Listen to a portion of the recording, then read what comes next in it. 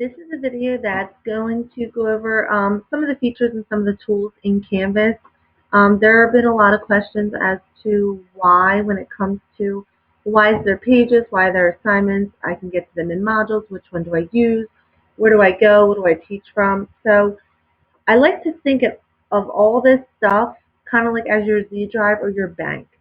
So when you're creating things for the year, yes, you can create all your discussions in discussions, create your pages and pages. You can create your quizzes and quizzes, assignments and assignments. And this kind of houses all the items, and it just organizes your items. So like in your folder or in your Z drive, it just organizes it for you. So technically you don't have to show the students any of these if you're teaching from the modules. Now the modules I like to use, yes, they're going to pull from your bank, they're going to pull from your Z drive, but they're going to organize it for you in order or in units or however you decide to set it up for your class. Now, the one thing is that not everyone uses modules. The majority of, if you're going to teach from Canvas, you might use modules. But the thing, if you have assignments and you have this open for the students, they're going to see everything that's published in assignments.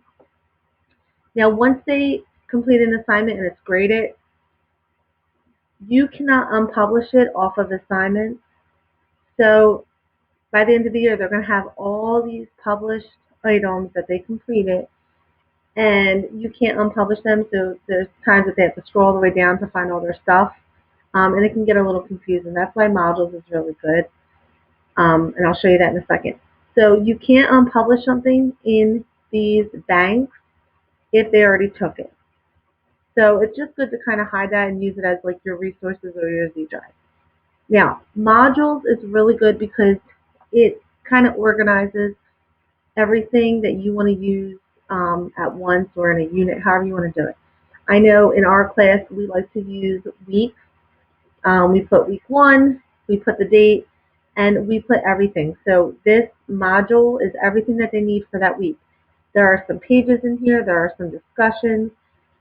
We even put, sometimes we'll put the quizzes within this. And I like the modules because it goes in order. I can have them click a start here, and then I can have them within that start here. I can tell them they're going to work their way through the module by clicking next. And it will put that in order in the module. So another great thing about modules is that you can pull from your banks very easily.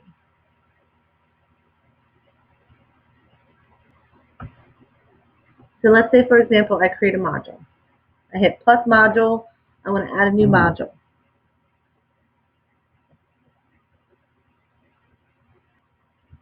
It will then ask me to give my module a name. You can make it a unit.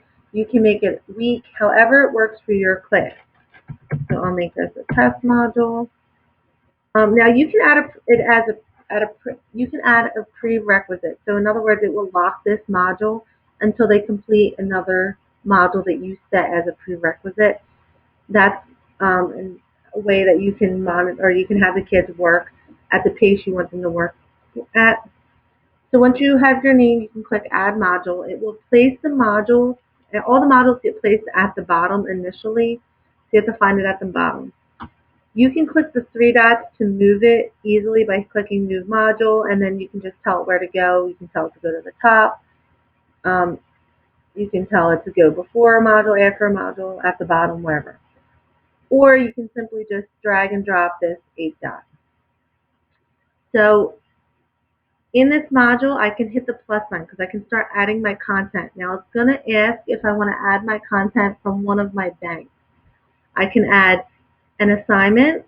So again, under here, I can click New Assignment and give a new name, or what I can do is I can actually click one of my banked items that I already created, and I can import it right in.